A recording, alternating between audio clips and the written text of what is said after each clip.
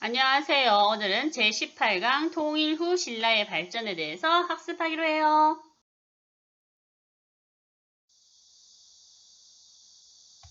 오늘의 학습 목표입니다. 통일 후 신라의 발전을 설명할 수 있다. 신라 중대와 하대의 변화를 설명할 수 있다. 자, 여기 웬 왕이 피리를 불고 있는데 이 왕은 누구일까요? 자, 힌트가 있죠? 여기 보면 문무왕, 수중릉 있고 이 사람 누구예요? 네, 신라를 통일한 그런 왕이었죠? 그리고 피리를 불고 있는데 이 피리가 만파식적이에요. 만 가지 파도를 잠재우는 피리라는 뜻이죠. 자, 그러면 이 왕은 네, 맞습니다. 바로 신문왕입니다. 할아버지 태종무열왕 김춘추가 그죠? 나당동맹의 주역으로서 삼국통일의 기반을 닦았고 그리고 아버지 문무왕이 삼국통일을 이루었죠. 자, 그러면 신문왕은 삼국통일 이후에 이 이제 통일된 신라 고구려백제 신라 말갈의 모든 백성들을 아우르는 정책을 해야만 했고 그리고 아직까지 호시탐탐 당이 그저 한반도를 노리고 있는 그런 상황 그리고 또 진골 출신으로 최초의 왕이 된 김춘추 이래 김춘추의 직계 자손이 왕이 되었지만 다른 진골 김씨들이 이 왕위를 틈틈이 노리고 있는 이런 상황 속에서 너무 걱정 근심이 많았겠죠. 그래서 이러한 걱정 근심을 해결하는 그 피리를 아버지께로 받았다라고 합니다. 바다의 용된 왕 문무왕이 이 신라를 지키고자 바다의 용이 되었는데 대나무를 주었다고 그랬죠. 그래서 이 대나무를 베어서 이 피리를 만들었다고 해요. 그러면 진짜 피리를 불었는데 만 가지의 파도가 잠잠해졌겠니? 아니죠. 이것은 비유법입니다. 만 가지 파도는 신문왕의 바로 개혁 정치를 말하는 것이고 그리고 만 가지 파도는 국가에 해결되어야 할 미션, 과제를 이제 상징하는 거겠죠. 자, 그러면 이제 신문왕은 어떤 개혁 정치를 했는지 한번 알아보도록 합시다. 자, 역사신문을 한번 볼까요? 어떤 내용이 있는지, 제목은 개혁정책의 이모저모인데, 자, 신문왕이 개혁정책을 했나봐요. 자, 첫 번째 여기 기사를 보니까, 자신의 장인인 김흠돌, 그죠? 진골 김씨입니다. 자, 장인어른은 자신의 부인의 아버지를 말하는데, 그 부인의 아버지가 반란을 일으켰어요. 다른 진골 김씨들과 함께. 그래서 반란을 진압하고 이 진골 귀족, 그죠? 진골 귀족의 세력을 제압하게 됩니다. 자, 이 진골이 뭐길래? 옛날에는 성골만 왕이 되었어요. 그런데 선덕여왕과 선덕여왕의 동생 진덕여왕을 거치면서 바로 이 성골은 없어지게 됩니다. 후사가 없으니까. 그래서 이제 조카인 김춘추에게 바로 왕위를 물려주게 되는데 이 김춘추가 바로 태종무열왕 최초의 진골 출신 왕입니다. 자, 성골만 왕이 되었던 세상에서 이제 진골도 왕이 될 수 있으니까 다른 진골 김씨들이 어때요? 왕을 할 수 있겠다라는 그러한 마음이 들겠죠. 그러니까 이런 반란을 일으키면서 이제 왕이 되고자 했죠. 하지만 신문왕은 제압했습니다.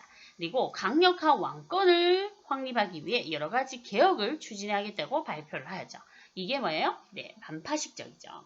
자, 지금 보면 이 즉위 직후에 김음돌의 무리를 역모 혐의로 제거를 하였습니다. 거기에 병부령도 진골 김씨였는데 제거를 하고 그리고 그 옆에 이제 너는 왜 우리 장인이 이렇게 난을 일으키는 걸 몰랐니? 라고 하면서 또 제거해버리고 너는 왜 병부령이 우리 장인이 난을 일으킨 것을 몰랐는 거를 몰랐니? 라고 하면서 또 제거해버리고 하여튼 자신의 정적들을 다 싸그리 숙청시켜버립니다. 그래서 왕권은 크게 강화되었죠. 자, 그리고 이렇게 다 죽여버리면 인재가 없잖아. 그러니까 유학 교육기관, 국립교육기관으로 국학을 설립하여서 유학을 보급하여 이제 유학에서 중요한 게 뭐예요? 효, 충, 뭐 이런 거잖아. 그래서 이러한 새로운 인물들, 자, 유학을 열심히 공부하겠습니다. 라고 하는 그런 새 인물들을 등용하기 시작을 하였죠. 그죠? 자, 그리고 또 이제 이 진골 귀족들에게 지급되었던 노급이라는 것이 있는데 이것이 바로 진골 귀족의 그러한 경제적, 정치적 힘이었어요. 그것을 빼앗으려고 했어요. 자, 왜 그것이 힘이 됐는지 봅시다. 노급은 귀족에게 지급한 토지로 농민에게 조세를 걷고, 그죠? 요게 뭐 이제 고려시대도 그렇고 조선시대도 그렇고 이건 당연한 건데 이게 이제 문제입니다. 노동력을 징발할 수 있다. 그러니까 백성을 다스릴 수 있는 권한이 왕뿐만이 아니라 이런 진골 귀족들에게도 있었다는 거예요. 그래서 이러한 백성을 다스릴 수 있는 노동력 징발 권한을 없애버렸다는 거죠. 그래서 노급이 폐지되어 우리 귀족들의 세력이 약화되겠군. 이렇게 되겠죠. 그죠? 그래서 노급을 폐지하고 뭐를 줬냐 하면 관료들에게만 관료전을 줍니다. 관료전. 관료전이라고 해서 조세만 거둘 수 있는, 그지? 너는 백성들을 부를 수 없어. 백성들은 오직 왕만의 그러한 명령을 받는 거야 라고 얘기를 하죠. 자, 그리고 이제 신라 귀족들의 특권의식을 깨버립니다. 옛 고구려인, 너희 말고도 할 사람 많아. 옛 고구려인도 있고 백제인도 있고 말갈인도 있어 라고 하면서 훌 섞어서 구서당, 중앙군 구서당을 정비를 하는데 이것이 바로 민족융합, 그죠? 자, 민족융합의 성격을 가져서 정말 중요합니다. 민족융합, 그죠? 융합.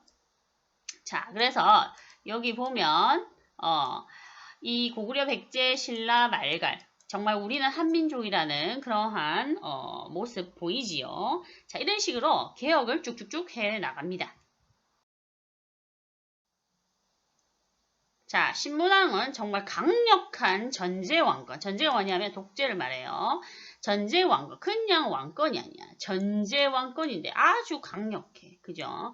왕권을 확립시키는데 아까 앞에 말했던 노급을 폐지하죠. 백성들 기뻐하는 모습 보이나요? 이제 백성들은 왕을 많이 지지하고 진골 귀족들의 세력을 약화시키는, 그지? 경제력을 약화시키는 그러한 장점이 있고 이제 집사부를 강화합니다. 자, 여기 보세요. 집사부 시중의 힘이 엄청나게 커졌더군. 그러게 상대등이 뭐예요? 화백회의의 수장이죠. 그러면 화백회의와 상대등은 약화됩니다.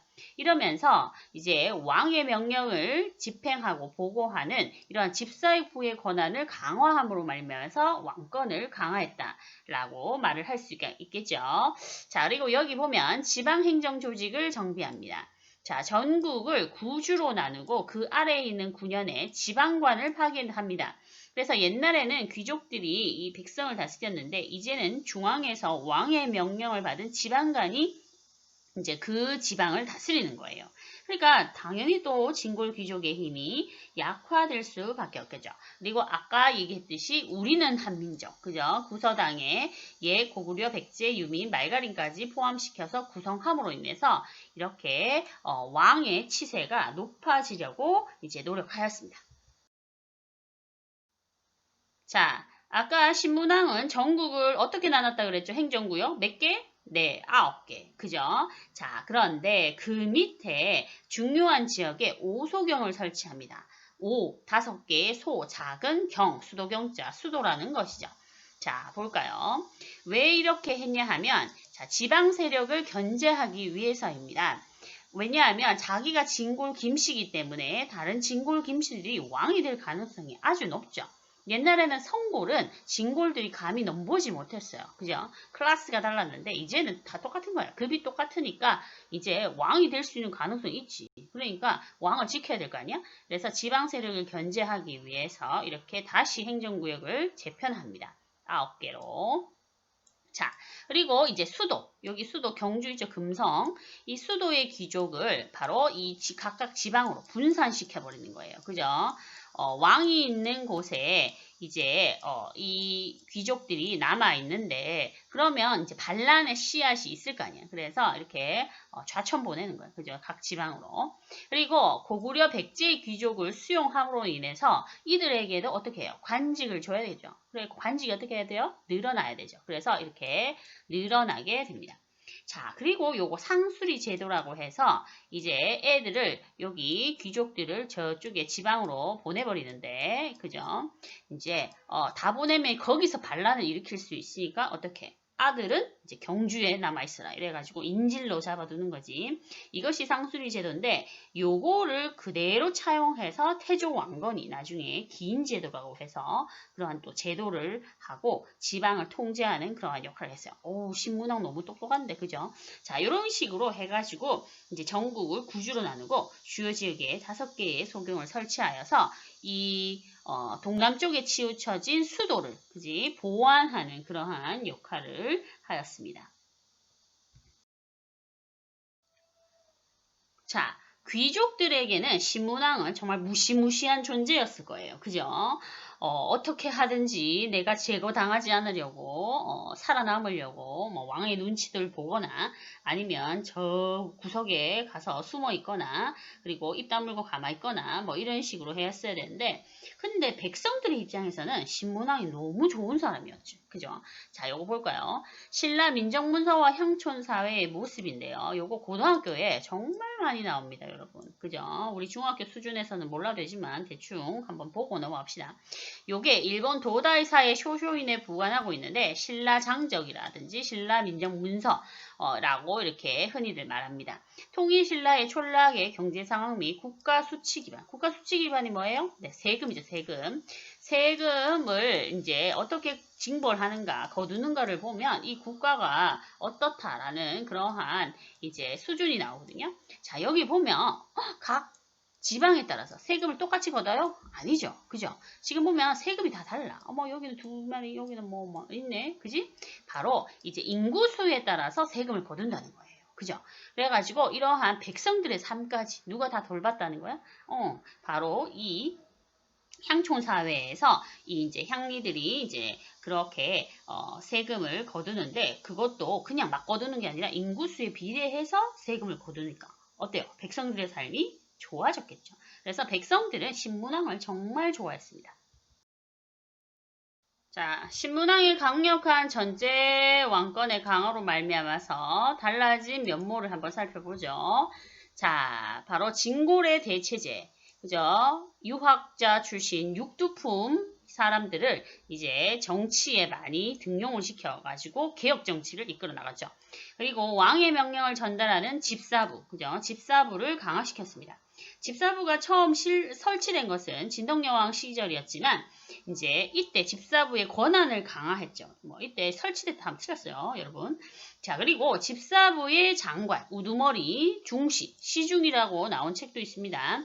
의 권한을 강화시켰습니다. 이러면서 이제 왕권을 이렇게 강화시키는 그러한 신문왕의 정책들 꼭 기억하시고요. 자, 그리고 여기 상대적으로 약화되는 애들. 그죠? 진골귀족. 이제 진골귀족은 힘이 없어요. 그죠? 그래서 지방으로도 쫓겨나고 이제 금성에 남아있던 진골귀족은 이제 왕의 명령을 잘 따라야 되겠죠? 그리고 진골귀족들의 회의, 바로 화백회의, 만장일치제잖아. 근데 이게 자꾸만 활성화되면 어떻게 해요? 바로 왕이 무슨 정책 하겠다 그랬는데 만장일치로 합의가 안 됐다라고 하면서 계속 번번이 태클 걸 수 있잖아요. 그러니까 이 화백회의의 권한도 약화시킵니다. 그리고 당연하게 화백회의의 수장 상대 등의 권한도 약화시켜버리죠. 그러면서 이제 강력한 전제 왕권의 강화로 말미암아서 이들의 힘은 다 약화되어 수 있었다. 자, 요 지금 그림을 한번 이해를 하면 신문왕이 강력한 전제 왕권을 이제 확립했구나라는 것을 알 수 있어요. 자, 교과서 94쪽에 활동 1번입니다. 자, 지금 삼국사기에서는 대략 통일신라 시기에 해당하는 무열왕, 이 사람 누구죠? 네, 태종무열왕 김춘추죠. 마지막 경순왕 때까지를 중대와 하대라는 두 시기로 구분하였어요. 자, 자연히 이전에 해당하는 시조, 혁거세, 박혁거세부터 진덕여왕 때까지는 상대라는 시기로 처리되었어요. 자, 그리고 삼국사기는 진덕여왕을 끝으로 성골의 왕위 계승이 끝났다. 그죠? 그리고 중대는 새로운 시기를 설정하여 진골 출신의 무열왕 김춘추가 이제 즉위를 하면서 발생한 왕실 형통의 변화를 강조하였다라고 하죠. 자, 그 다음에 중대라는 용어에는 이 시기가 신라 역사상 최고 전성기라는 인식. 아까 신문왕 때 강력한 왕권 수립. 그런데 무열왕의 직계 후손인 해공왕이 죽고 나서는 다른 혈통들이 왕에서 나온 세대. 그래서 시기, 그래서 화대로 부르고 쇠퇴기로 바라본다. 이때부터 이제 왕이 힘이 약하니까 이제 진골 귀족들의 다툼이 심해졌고 백성들의 삶이 힘들어졌다. 이런 얘기죠. 자, 결국 삼국사기는 삼국 통일의 길을 열어간 무열왕부터 그의 직계 자손이 왕위를 이어간 시기를 신라 역사에서 특별히 부각하고자 하는데 이것은 저자인 김부식이 무열왕의 후손이라는 점과 무관하지 않다. 이런 얘기. 자, 그러면 여기 박역거세부터 이제 진덕여왕 무열왕까지 여기는 뭐가 들어가야 돼요? 네, 맞아요. 상대가 들어가야 되죠. 자, 그 다음에 여기 전성기, 그죠? 중대, 신문왕.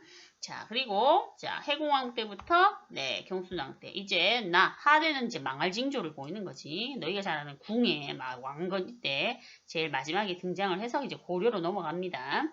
자, 그런데 삼국사기는 이렇게 구분을 하는데, 그러면 삼국유사는 어떻게 구분했을까?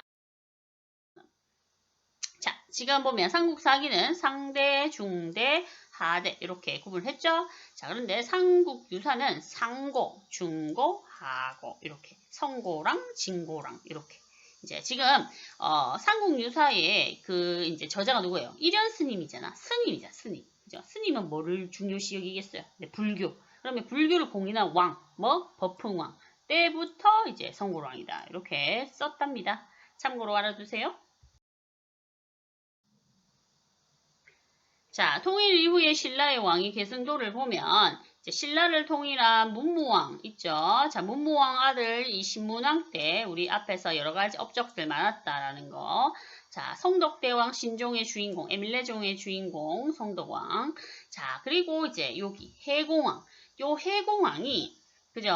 8살에 즉위를 하였는데 일찍 죽었죠. 피살됐습니다. 그 이후로부터 이제 진골 귀족들이 왕위를 계승한다고 서로 쟁탈전이 벌어지고 난리가 났어요.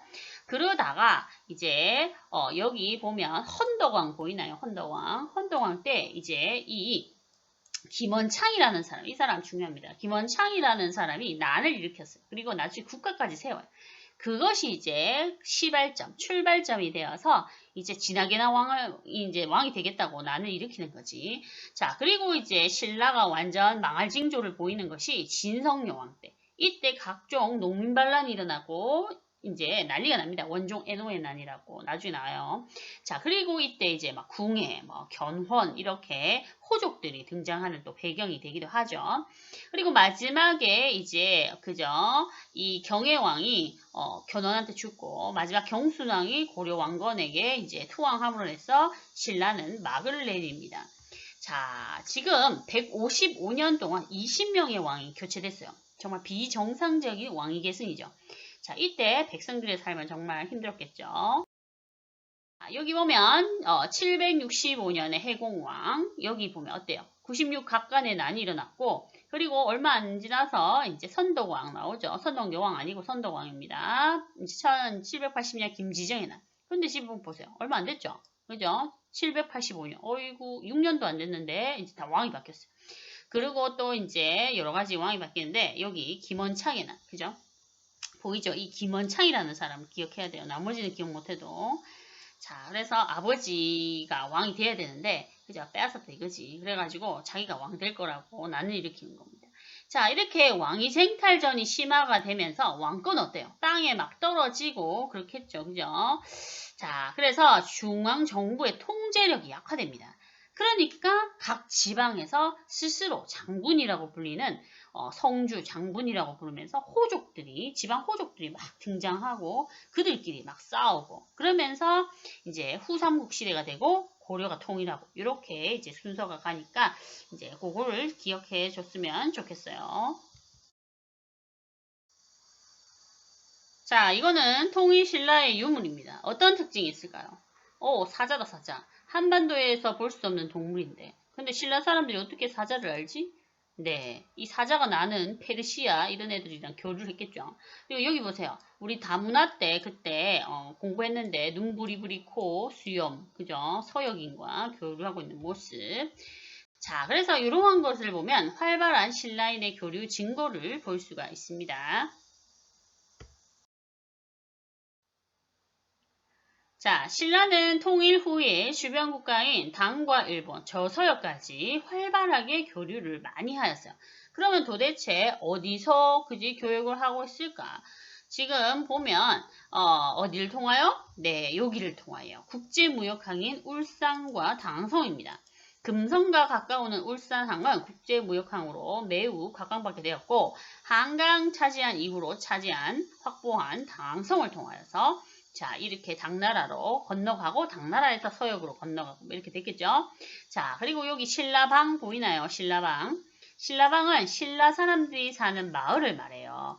이렇게 당나라와 교역이 많았다. 그래서 이렇게 이주를 해 가서 살았는데 너의 나라에서 사는 거잖아. 그러니까 얼마나 서럽겠어. 그때 이제 누가? 맞아요. 장보고. 장보고가 이제 활약을 하게 되는데 여기 보면 이 이제 뭐 포로로 잡혀오고 그리고 또 이제 뭐 이제 일하러 오고 이런 이제 신라 사람들이 당에 많았어요. 포로로 왜 잡혔냐 하면 해적들이 신라 사람들을 잡아가 포로로 팔아먹고 막 그랬거든요.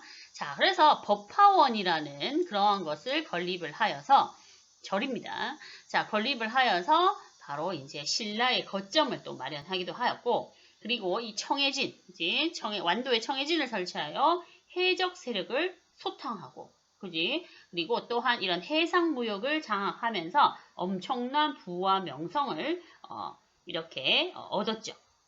이렇게 막강한 힘을 과시했어요.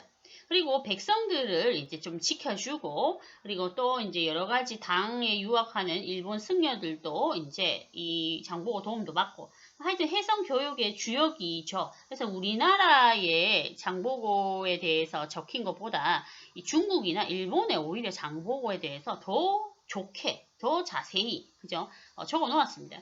이 사람은, 그죠? 정말 보잘것없는 천한 신분이었지만, 그런데 이제 당나라가 와서 군인으로 출세를 하고 이런 해상 소탕 작전, 뭐 그리고 또 여러 가지 청해진 설치 등을 통하여서 따르는 백성들이 매우 많았어요. 그걸 또 질투한 왕이 또 죽이죠. 하여튼 뭐 우리나라는 질투가 문제예요.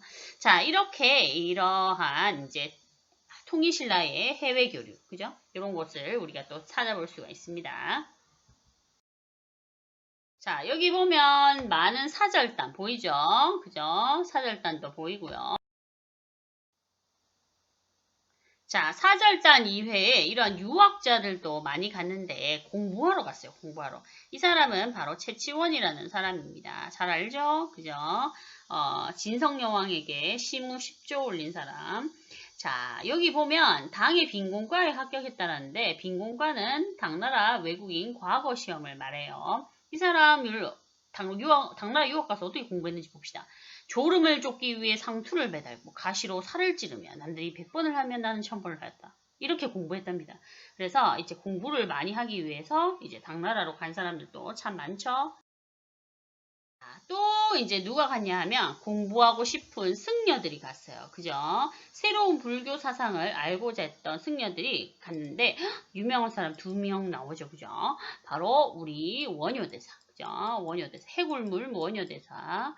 자, 원효대사와 그리고 여기 의상대사. 그죠? 의상대사가 나오는데 부석사. 잘 알죠? 화엄종. 자, 초등학교 때 배웠을 거예요. 원래 같이 유학길에 올랐는데 해골물을 드시고 그죠? 깨달음을 얻어서 이제 남아 있었어요. 그런데 의상대사는 당나라 유학길에 올랐죠. 자, 이렇게 이제 선진 학문 이러한 사상이 이 승려들에 의해서 이제 또 신라로 유입되기도 하는 그런 교류를 볼 수 있습니다. 자, 그리고 여기 장사하는 상인들, 그죠? 자, 상인들은 돈을 벌어야 되는데, 이제 해적들이 많이 있으니까 너무 힘들겠죠? 그때 이제 우리 장보고, 이제 장군께서, 그지, 소탕해 주시고, 이렇게 이제 많은 사람들이 하여튼 오고 갔어요. 자, 천민 출신으로 이제 당에서 군인으로 활약한 장보고가 이제 해적에 의해서 신라인에 붙잡혀 노비로 팔려가는 것을 수차례 목격했어요. 그래가지고 흥덕왕의 명을 받아서 완도에 청해진을 설치하고 해적을 소탕하였죠. 청해진을 중심으로 당 신라 일본으로 이어지는 해상 무역권을 장악을 하였어요. 그런데 중앙에 왕위 쟁탈전에 참여하였다가 그 부하 장수 염장에게 또 살해가 되었죠. 그러면서 이제 주민들은 벽골군으로 강제 이주되면서 폐허가 되었다. 우리의 장보고가 이렇게 쓸쓸하게 뒤안길에 사라지다니. 하지만 다른 나라 역사책, 다른 나라 서적에서 장보고는 많이 만날 볼 수가 있습니다. 자, 상인들의 희망, 장보고 유적지가 바로 완도이죠. 이거는 KBS 특별 드라마 해신이라고 이때 세트장 있는데 완도에 너희 한번 놀러 가보세요. 나중에 코로나 끝나면. 자, 촬영지 모습. 여기 보면 신라방 보이나요? 신라방? 신라방 아까 뭐라 했죠? 네, 신라 사람들의 마을. 신라방이 어디 있죠? 네, 당나라에 있습니다. 당나라에. 자, 신라방 안에는 뭐가 있을까요? 이렇게 관청이 신라소도 있고요. 여기 사찰이 신라원도 있어요. 그리고 여관이 신라관이라고 하는데 신라관도 있어요. 자, 지금 보면 왠지 관청이 신라관 같을 건데 아이라는 거 소, 그리고 여관이 신라관, 그죠? 이런 건 조금 구분해 주시고 아까 장보고가 세운 절 이름이 뭐였죠? 기억나니? 네. 자, 이거는 이제 적산에 있는 바로 법화원입니다. 산둥반도에 이 장보고가 세운 절인데 여기 큰 동상 보이나요? 자, 바로 장보고 동상입니다. 자, 중국 사람들이나 일본 사람들은 적산 명신이라 해서 장보고를 신으로 생각하는 사람들도 있어요. 오히려 우리나라 역사책에 장보고가 몇 줄 안 적혀 있지 다른 나라 이제 역사책에 더 많이 적혀 있어요. 그만큼 장보고가 역사에서 약간 사라졌다가 이제 우리가 다시 재조명, 재발견했다라고 말을 할 수 있어요.